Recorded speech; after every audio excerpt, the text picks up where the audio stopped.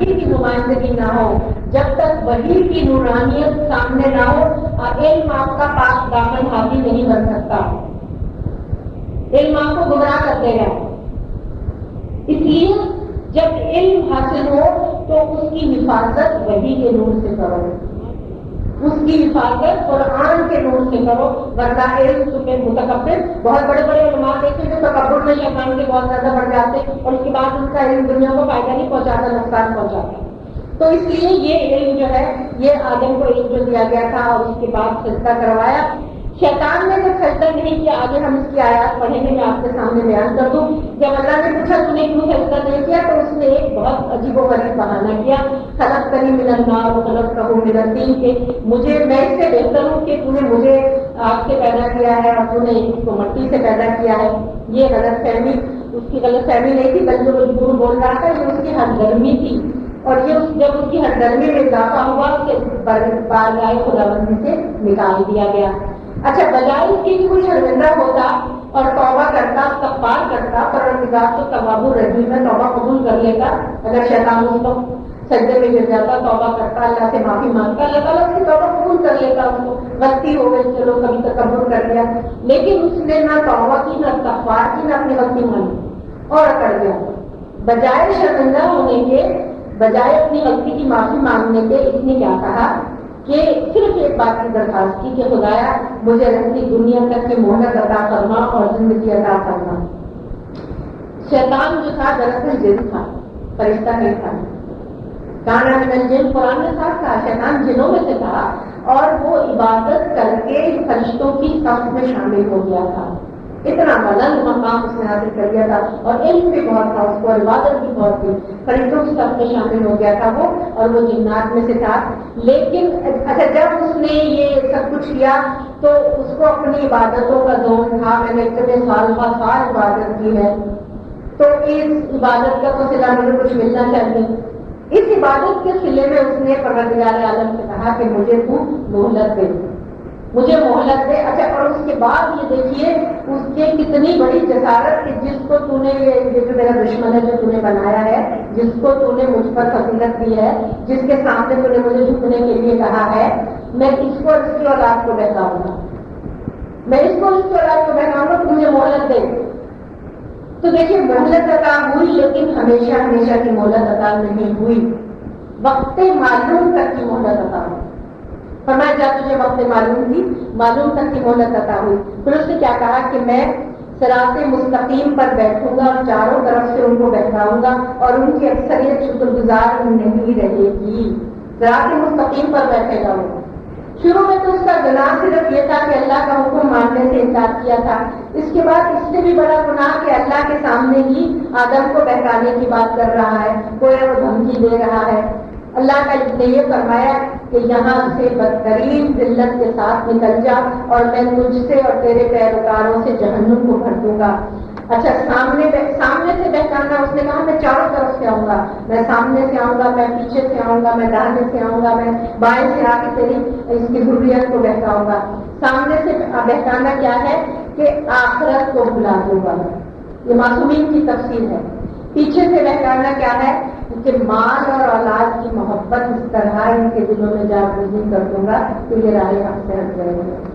دائیں طرف سے بہکانا کیا ہے کہ مانویت سے، مانوی حقائق سے انہیں بے بہرا کر دوں گا۔ اور بائیں طرف سے بہکانا کیا ہے کہ دنیا کی خواہشات اور شہوات اور لذات میں میں انہیں مبتلا کر دوں گا۔ تو اب یہ فرشتے سمجھتے تھے کہ عبادت میں ہم آگے ہیں، اسی لیے خلافت ہمیں ملنی چاہیے، لیکن وہ یہ نہیں جانتے تھے کہ ان کے وجود میں کوئی خواہشات نہیں ہے۔ یہ بڑی اہم بات ہے، جبکہ انسان کو طرح طرح کے میلانات اور خواہشات میں گھیرا ہوا ہے، شیطان اسے طرح طرح سے بہکاتا رہتا ہے۔ لہذا انسان کی عبادت اور فرشتوں کی عبادت میں یہی فرق ہے، جیسے ایک طوفان زدہ شخص کی عبادت اور ایک ایسے شخص کی عبادت جو ساحل پر پرسکون اطمینان سے ہلکا پھلکا ہو کر عبادت کرتا ہے۔ امیجن کریں، ایک شخص طوفان میں ہے اور اس کی کشتی دوڑ رہی ہے اور ڈوبنے کا ہر وقت خطرہ ہے اور طوفانی ہوائیں ہیں اور لہریں چاروں طرف سے ہیں، اس کی عبادت، اور ایک شخص وہ جو پرسکون ہو کے ساحل سمندر پر بیٹھا عبادت کر رہا ہے۔ کتنا فرق ہے دونوں کی عبادت میں. یہ فرق ہے انسان اور فرشتوں کی عبادت میں. اور اسی لیے انسان کی عبادت پروردگار عالم کے نزدیک ظاہر بات ہے کہ کتنا بڑا مرتبہ حاصل ہے. اس کے علاوہ ایک شخص کی عبادت فرشتوں کو کہاں معلوم تھا کہ اس آدم کی نسل سے ابراہیم، نوح، موسیٰ، عیسیٰ، محمد جیسے انبیاء اور حسین اور حسن یہ جیسے اہل بیت معصومین، صالح بندے، شہداء، صدیقین پیدا ہوں گے جو پروانہ وار اپنے آپ کو اللہ کی راہ میں قربان کر دیں گے. اور ایسے افراد پیدا ہوں گے جن کی غور و فکر کی ایک گھڑی فرشتوں کی سالہ کی عبادت سے بہتر ہوگی. یہ جو صلاحیت انسانوں کی ہے فرشتوں میں یہ صلاحیت نہیں ہے.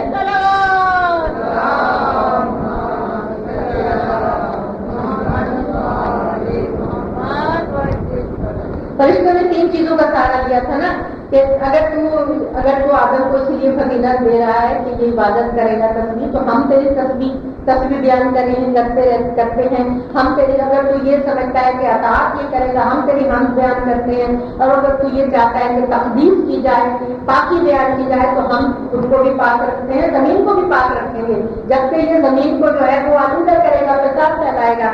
لیکن اللہ تعالیٰ نے اس پر وہ حکمت عملی اختیار کی کہ وہ فرشتے خود سمجھ جائیں کہ ان کے اور اولاد آدم کے درمیان زمین اور آسمان کا فرق ہے. مسجود ملائکہ انسان ہونا بہت بہت بڑی بات ہے کہ فرشتوں سے بہتر ہے انسان ہونا. اللہ کی خاص مہربانی تھی. اچھا دیکھیے آدم کے اندر صلاحیت تو تھی، علم کی صلاحیت تو پروردگار عالم نے جب آدم کا پتلا بنایا تھا اس کے اندر صلاحیت تو تھی. جب جیسے دوسری تمام صلاحیتیں تھی یہ صلاحیت بھی ڈالی تھی. اور اسماء الحسنہ علم الاسماء سکھانے کے بعد یہ صلاحیت عملی درجے تک پہنچ گئی تھی. دکھا دیا، عمل کر کے بتا دیا آدم نے کہ اسماء جو سامنے اشخاص دکھائے، بتا دیا کہ یہ ان کے نام یہ ہیں، ان کے نام یہ ہیں، ان کے نام یہ ہیں. تو اس کی وجہ شروع سے ابتدائے آفرینش سے اللہ تعالیٰ نے یہ دکھا دیا کہ اس میں علم کی صلاحیت ہے اور یہ اس کو عملی درجے تک پہنچا سکتا ہے. علم الاسماء صرف چیزوں کے نام ہی نہیں بلکہ ان کے معنی، ان کی خصوصیات، نقصان، فائدے، ہر پہلو سے ان کے بارے میں علم، فلسفہ، ان کے اندر چھپے ہوئے راز اور مختلف چیزوں کا نام رکھنے کی قابلیت بھی آدم کو دی. اسی قابلیت کی وجہ سے آج انسان علم کے کارناموں کو آگے نسلوں تک پہنچانے میں کامیاب ہوا ہے. اب دیکھیے اس کا علم الاسماء کے سکھانے کا ایک اور پہلو صرف یہ نہیں کہ نام سکھا دیا بلکہ آدم کو یہ صلاحیت بھی دے دی کہ جب وہ زمین پر اترے تو جب وہ سیب کو دیکھے تو اس کا نام رکھ دے کہ یہ سیب ہے. جب وہ بلی کو دیکھے تو اس کا نام رکھ دے کہ یہ بلی ہے. جب وہ چڑیا کو دیکھے تو اس کا نام رکھ دے کہ یہ چڑیا ہے.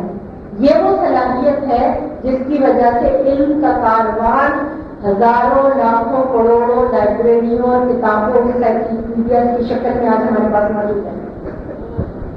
اگر یہ نام رکھنے کی صلاحیت بنی آدم میں نہ ہو تو علم کا کارنامہ آگے نہیں بڑھ سکتا.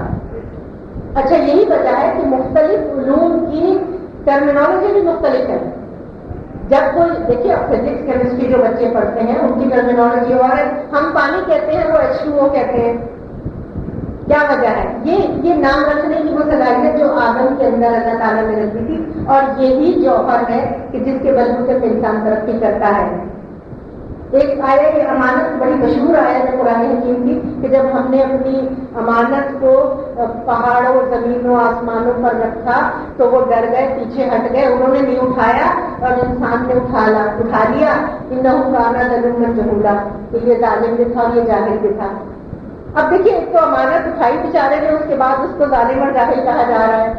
تو یہاں مفسرین نے کہا کہ یہ اس کی مذمت نہیں ہے، یہ اس کی مذمت نہیں ہے بلکہ یہ کہا ہے کہ یہ ظالم تھا لیکن اس میں عدل کی صلاحیت تھی. یہ جاہل تھا لیکن اس میں علم کی صلاحیت تھی. اس لیے اس نے اتنی بڑی امانت کو اٹھا لیا کہ جس کو زمین، آسمان، پہاڑ پر نہیں جا سکے، فرشتے نہیں جا سکے. یہ ہے انسان کی فضیلت اور یہ ہے علم کی وہ فضیلت. اور دیکھیں اس کو ہم یہاں سے لا کے جوڑتے ہیں کہ علم کی کتنی فضیلت ہے. پہلی وحی قرآن علم کی فضیلت ہے. قرآن حکیم نے ان عربوں کو تو جن کو جنگ و جدل کا اتنا شوق تھا کہ جو تلواروں سے کھیلا کرتے تھے، ان کے ہاتھ سے تلوار لے کے قلم دے دیا.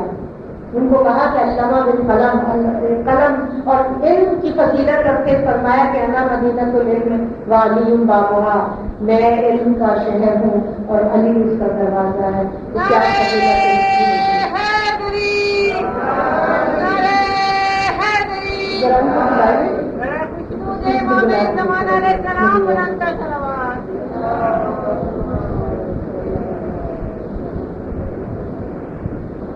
وَإِذْ قُلْنَا لِلْمَلَائِكَةِ اسْجُدُوا لِآدَمَ فَسَجَدُوا إِلَّا إِبْلِيسَ أَبَىٰ وَاسْتَكْبَرَ وَكَانَ مِنَ الْكَافِرِينَ. اور جب ہم نے فرشتوں سے کہا کہ آدم کو سجدہ کرو تو ان سب نے سجدہ کیا، مگر ابلیس نے انکار کیا اور اس نے تکبر کیا، وہ حقیقت کافروں میں سے تھا. سجدہ کرو اس کا مطلب یہ ہے کہ آدم کو تعظیمی سجدہ کرو. یہ نہیں ہے کہ آدم کو خدا نخواستہ خدا سمجھ کے سجدہ کرو. اور شیطان نے نہیں سجدہ کیا. شیطان ایک مخلوق ہے جو آگ سے پیدا کی گئی ہے، ذی شعور ذی حیات ہے، سوچتا ہے سمجھتا ہے. شیطان ہم کو دیکھتے ہیں مگر ہم ان کو نہیں دیکھ سکتے. شیطان کی اولاد ہوتی ہے، پہلے جنات کے ساتھ یہ زمین پر تھا، مگر جب جنات سے زمین کو پاک کر دیا گیا تو اس کے ذاتی کردار اور عبادت کی وجہ سے اس کو ملائکہ میں پہنچا دیا گیا، مگر جب اس میں تکبر پیدا ہوا تو وہ تمام کر ہوا. یہ مولانا نقل نے فصل الخطاب میں یہ بیان کیا ہے. اچھا، اب آدم جنت میں بھیج دیے گئے.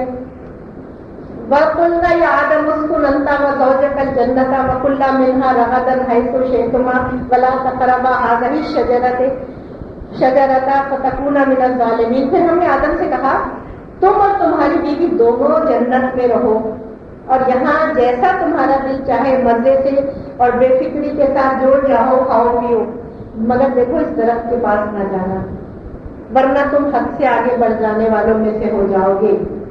شجر ممنوعہ کا بتا دیا کہ تم جنت میں رہو اور اس میں سے کھاؤ پیو مگر اس درخت کے پاس مت جانا. حضرت امام جعفر صادق علیہ السلام نے فرمایا ہے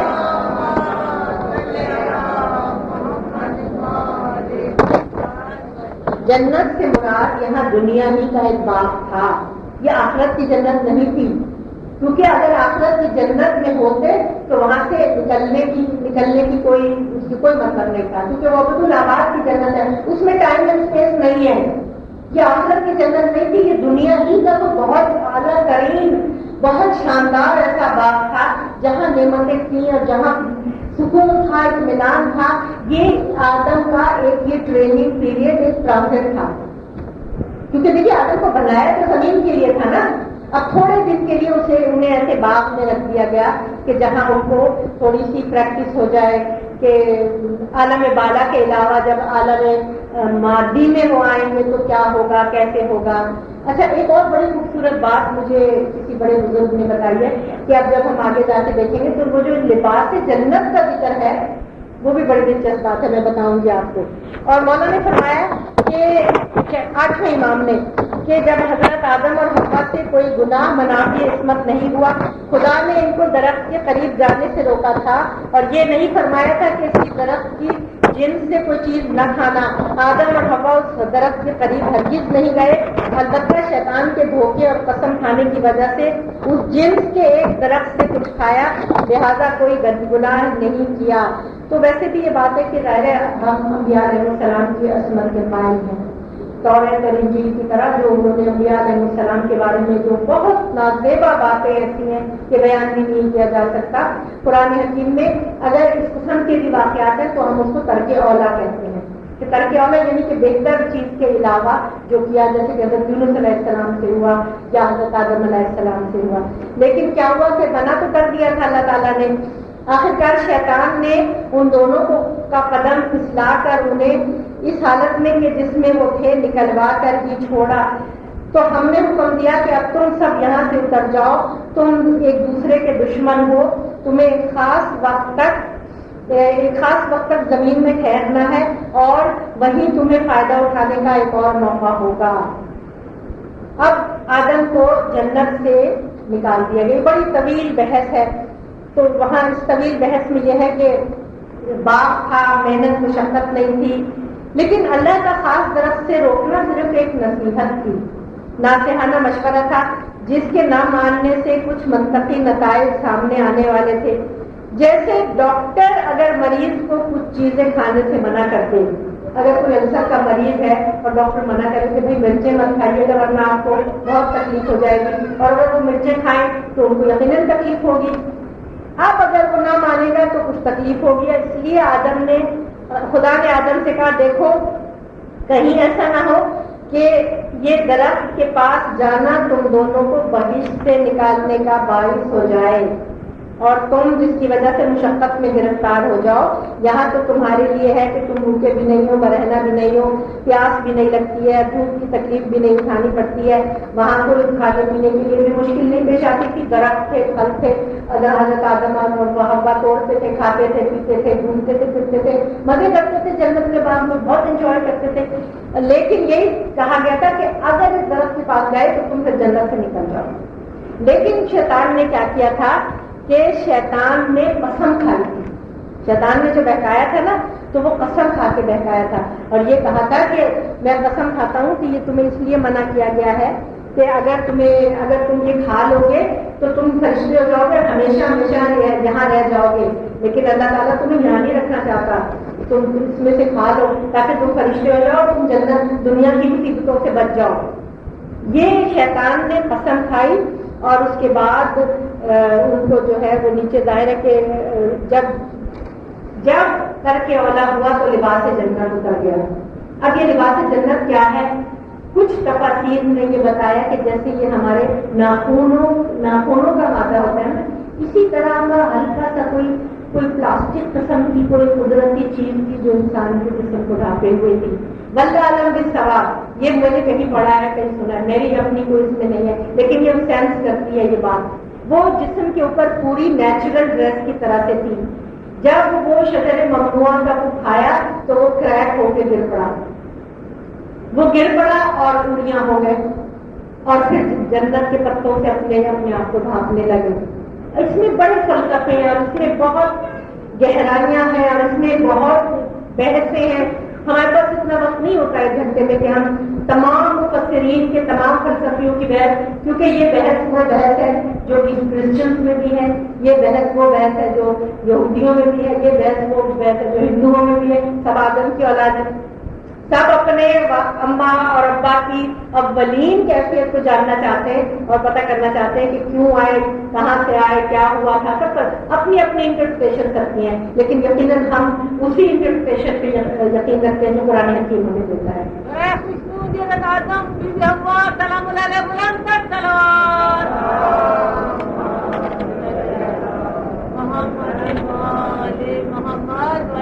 فتلقى آدم من ربه كلمات فتاب عليه إنه هو التواب الرحيم. پھر اس کے بعد آدم نے اپنے پالنے والے سے کچھ کلمات سیکھ لی اور توبہ کی تو خدا نے ان کی توبہ کو قبول فرمایا اور اللہ تعالیٰ بڑا رحم فرمانے والا ہے. اب جب یہ ہو گیا تو آدم علیہ السلام کا جب لباس جنت اترا اور حوا کا بھی اترا تو دونوں بڑے پریشان، بڑے شرمندہ ہوئے کہ یہ ہم سے کیا ہو گیا، یہ ہم سے نعمت لے دی گئی اور یہ ہم سے. اب دیکھیے آدم سے جو ترک اولا ہوا تھا وہ ایک طرح سے ان کی شریعت میں ہوا تھا نا، منع کیا تھا کہ اس کے پاس مت جانا، وہ چلے گئے. آدم نے اس کا ازالہ طریقہ سے کیا. یہ جملہ یاد رکھیے گا، آدم نے اس کی یعنی کہ اتنا گریا کیا، اتنا روئے، اتنا استغفار کیا کہ آدم کا رونا، آدم کا گریا، آدم کا استغفار ایک ضرب المثل بن گیا. آج تک بتاتے ہیں سب مفسرین اور قرآن حکیم احادیث مبارکہ میں کہ آدم علیہ السلام سے جب تک اولا ہوا تھا تو آدم علیہ السلام نے کتنا گریا کیا تھا. پھر اللہ تعالیٰ نے انہیں کچھ نام سکھائے تھے اور نام کیا سکھائے تھے اس کو ہم یہ دیکھتے ہیں کہ اچھا ظلم کیا کیا کہ آدم علیہ السلام نے کیا کہا تھا کہ ربنا ظلمنا انفسنا وان لم ترحمنا وتغفر لنا لنكونن من الخاسرین. پروردگار ہم نے اپنی جانوں پر ظلم کیا اور اگر تو ہم پر رحم نہیں کرے گا اور ہمیں بخشے گا نہیں تو یقیناً ہم خسارہ اٹھانے والوں میں سے ہو جائیں گے، ہم نقصان اٹھانے والوں میں سے ہو جائیں گے. تو آدم علیہ السلام کو کچھ نام سکھائے گئے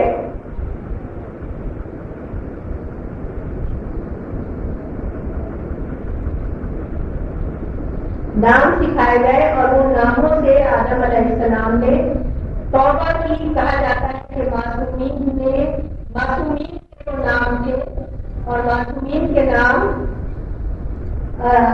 محمد، علی، فاطمہ، حسن، حسین، یہ نام سکھائے گئے. آدم علیہ السلام نے ان ناموں کا واسطہ دیا پروردگار عالم کو اور اس کے بعد ناموں کا واسطہ دیا. میں انشاءاللہ کل آپ کو وہ دکھاؤں گی، یہ کچھ اس میں گڑبڑ ہو گئی ہے. ان ناموں کا واسطہ دیا اور وہ نام ان کی اولاد کے نام فرمایا پانچویں امام نے کہ وہ کلمات یہ تھے: اللہم بجاہ محمد والین و فاطمۃ والحسن والحسین والطیبین من آلہم، یعنی اے اللہ محمد، علی، فاطمہ، حسن، حسین اور ان کی طیب آل کے صدقے میں تو ہماری توبہ کو قبول کر اور تو ہمیں معاف کر. اور ہم نے بہت اپنی جانوں پر ظلم کیا. یہ پروردگار عالم کے حضور انہوں نے توبہ کی. لیکن دیکھیے توبہ تو قبول ہو گئی لیکن زمین پہ اترنا ختم نہیں ہوا. یہ تو اسکیم آف تھنگس تھی، یہ تو وہ اسکیم آف تھنگس تھی کہ جس کے لیے اللہ تعالیٰ نے آدم کو پیدا کیا تھا. اور جب آدم کو پیدا کیا تھا تو آدم کو ایک آب حیات کی تمنا پیدا ہو گئی تھی نا، اس لیے تو وہ شجر ممنوع میں سے انہوں نے کھایا تھا. اور وہاں جنت میں رہنا، شیطان کا بہکانا جو تھا وہ اسی لیے تھا کہ شیطان نے تو وعدہ کر لیا تھا. پہلی دشمنی تو اس نے دکھا دی تھی، دوسری دشمنی اس نے یہ دکھائی کہ اس نے آدم کو جنت میں ہی بہکا دیا. دنیا میں تو وہ بعد میں آدم کی اولاد کو بہکائے گا، پہلے آدم کو جنت میں بہکا دیا کہ یہ دیکھو یہ کھا لو اور تم قسم کھائی. اور اچھا آدم علیہ السلام اتنے ظاہر نیک دل اور معصوم نبی، وہ یہ تصور ہی نہیں کر سکتے تھے کہ کوئی جھوٹی قسم کھا سکتا ہے. تو یہاں جو آدم کا کر کے اولا ہے یہ کسی لاعلمی یا کسی اور وجہ سے نہیں، یہ ان کی معصومیت اور بھولے پن کی وجہ سے ہے.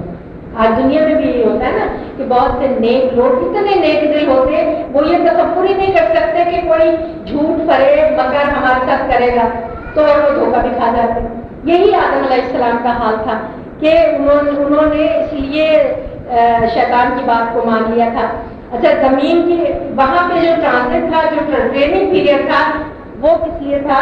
نہیں ہم رہنے کے ٹائم ختم ہو گیا، انشاءاللہ کر سکتے ہیں. وہ کس لیے تھا کہ زمین کی کچھ چیزوں سے چشم پوشی کرنا سیکھو، خطا ہو جائے تو توبہ کرنا سیکھو، دوست دشمن کو پہچاننا سیکھو، زمین کی زندگی گزارنے کی تربیت حاصل کرو.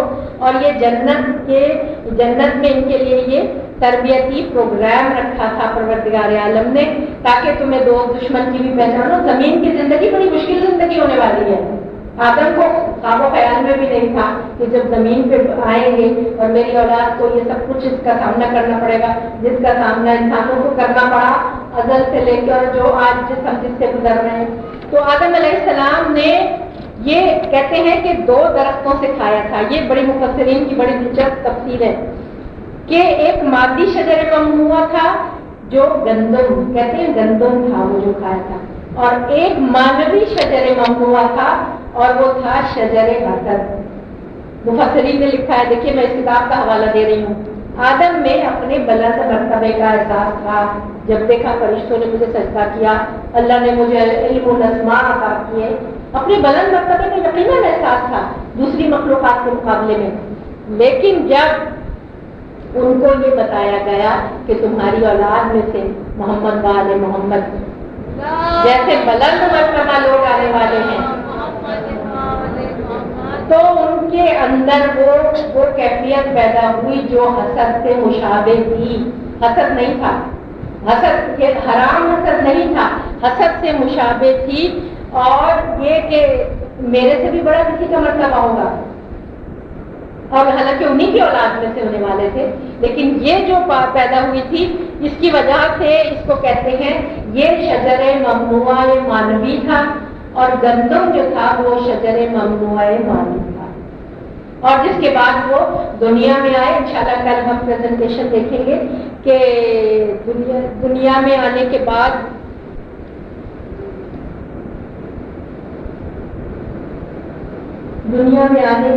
ان کو کہاں کہاں بھیجا گیا. آج میرے خیال جو لوگ آئے ہیں ان کو میں دکھائی دوں، ورنہ کل اگر نہیں آ سکیں گے تو ان کو پریشانی ہوگی اور وہ اس سے محروم رہ جائیں گے. مجھے پتہ ہے روزانہ آنا مشکل ہے سب کے لیے.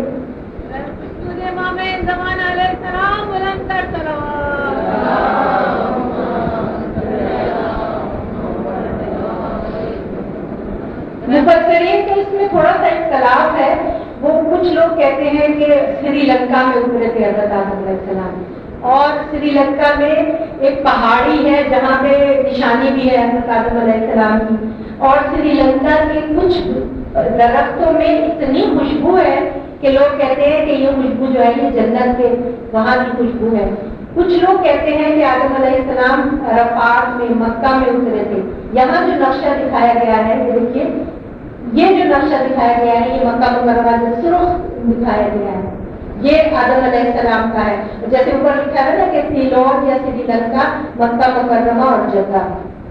تو کچھ مفسرین کا یہ کہنا ہے کہ سری لنکا میں اترے تھے, اس کے بعد حضرت جبرائیل علیہ السلام انہیں اپنے پروں پہ بٹھا کے مکہ لے آئے تھے, اور وہاں حوا اور آدم نے ایک دوسرے کو پہچانا تھا, اس لیے اس کو مقام عرفات کہتے ہیں. حج میں جو مقام عرفات ہے یہ حوا اور آدم نے ایک دوسرے کو پہچانا تھا. اور ایک اور اہم بات بس میں ختم کرتی ہوں, اپنا 10 منٹ ٹائم ختم ہو گیا, کہ ہم جب حج کرتے ہیں, ہم جب عمرہ کرتے ہیں تو ہم ایک ایڈڈ طواف کرتے ہیں, طواف نساء. اہل فقہ جعفریہ کے جو ماننے والے ہیں وہ طواف نساء کرتے ہیں, عام مسلمان طواف نساء نہیں کرتے. یہ طواف نساء اس یاد میں ہم کرتے ہیں کہ جہاں آدم اور حوا کی ملاقات ہوئی. اور ہمارے فقہ میں یہ بات ہے کہ اگر تم نے طواف نساء نہیں کیا تو تم میاں بیوی ایک دوسرے پہ حرام ہو جاتے ہیں. یہ اس اپنے اماں اور ابا کی ملاقات, پہلی ملاقات کی یاد میں. یہ دیکھیے ہمارا مکتب فکر کتنا جامع اور کس قدر اپنی روٹس کے ساتھ وابستہ ہے کہ ہم نے اپنے اماں اور ابا کی پہلی ملاقات کی یاد میں ہم لوگ حج اور عمرے کے بعد طواف نساء کرتے ہیں, اور اگر طواف نساء نہیں کرتے تو میاں بیوی ایک دوسرے پہ حرام ہو جاتے ہیں. وآخر دعوانا الحمدللہ رب العالمین. بسم اللہ الرحمن الرحیم. اللہم صلی علی محمد و علی محمد. جی حافظے کے لیے میں نے دن بھی آپ کو بتایا تھا, فوٹو کاپی میں بھی آپ کو مل جائے گا آیت الکرسی کی فوٹو کاپی میں.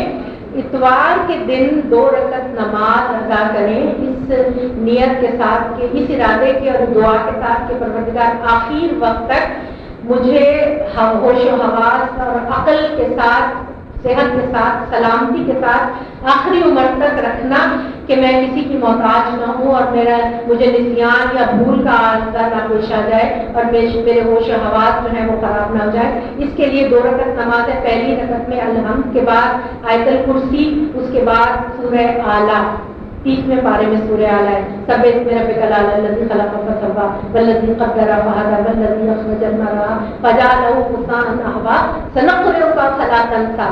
یہ آیہ مبارکہ جو اس میں ہے نا سنقرئک فلا تنسیٰ, بہت لمبی ہے سورہ اعلیٰ. تو اس آیہ مبارکہ کی برکت سے آیت الکرسی, سورہ اعلیٰ اور قل هو اللہ پہلی رکعت میں آپ نے پڑھ لی. اس کے بعد دوسری رکعت میں بھی اسی طرح الحمد, آیت الکرسی, سورہ اعلیٰ اور قل هو اللہ پڑھ کے, اور آپ نے سلام پھیرنے کے بعد دعا مانگی کہ یہ ہوا کہ میں آخر وقت تک میرا حافظہ ہوش حواس میرے قائم رہے. اور اتوار کے دن یہ دعا پڑھنی ہے نماز, ہفتے میں 1 دفعہ 2 رکعت پڑھ لیجیے. آخر وقت تک آپ کا حافظہ ہوش حواس سب سلامت رہے گا. کوئی وقت اس میں کوئی وقت کی پابندی نہیں ہے, جو وقت آپ کو سوٹ کرے کسی بھی ٹائم آپ کی نماز پڑھیں. آپ کی مرضی, ہر سنڈے پڑھیں, آپ سمجھ رہی ہیں ضرورت پڑ رہی ہے آپ کو ہر سنڈے پڑھیں. کسی وقت اگر بریک بھی دے دیں, کیونکہ واجبات میں سے تو نہیں ہے یہ تو ایک ہماری دعا مناجات کی حیثیت رکھتی ہے. یہ تو بچوں کو بھی پڑھنی چاہیے. میں تو اپنے بچوں کو سورہ اعلیٰ یاد کرا دیتی تھی اور ان سے یہ کہتی تھی کہ جب تم پیپر اپنا امتحان دینے لگو تو اپنے سامنے پیپر کھولنے کے بعد سورہ اعلیٰ پڑھ لو, تو جو بھی ہوگا وہ خود تمہیں یاد آ جائے گا, تمہارا حافظہ تمہارا ساتھ دے گا اور انشاءاللہ تعالیٰ تم کچھ نہیں بھولو گے. اور سورہ اعلیٰ کی برکت سے آپ سورہ اعلیٰ یاد کر لیں تو قرآن حکیم کی بہت ساری صورتیں آپ یاد کر سکتے ہیں. اس کی یہ معجزہ بھی ہے, کیونکہ آیہ مبارکہ کا یہ مطلب ہے ہم تمہیں ایسا پڑھا دیں گے کہ تم بھولو گے نہیں. یہ پروردگار عالم کا فضل اور یہ ظاہر ہے ہمارے لیے نعمت ہے اور برکتیں ہیں یہ.